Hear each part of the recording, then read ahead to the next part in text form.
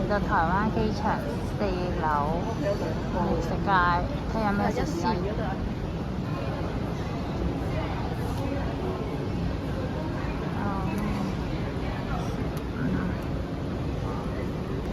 度就有米芝蓮推介嘅雙月，等陣晏啲食下，而家去揾啲嘢飲先。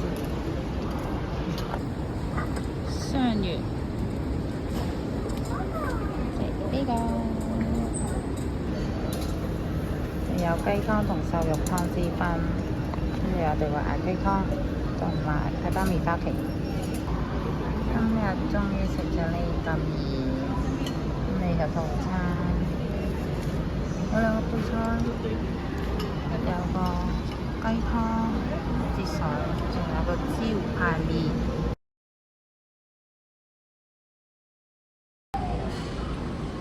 首先試下個雞先，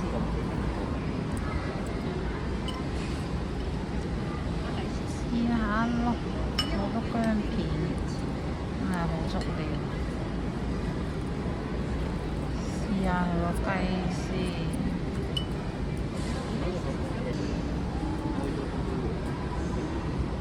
試下咯，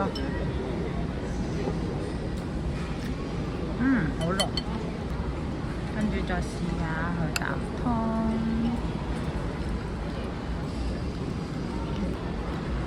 有啲啲鹹。對，熱茶到這邊。有啲啲鹹，都唔似雞湯，似味精湯。試下佢個主打嘅雙月招牌嘅愛根椒絲麵，米芝蓮推薦㗎，試下咯。我哋睇下食乜嘢飲乜嘢咯噃，要咩套餐啊？後面有冇？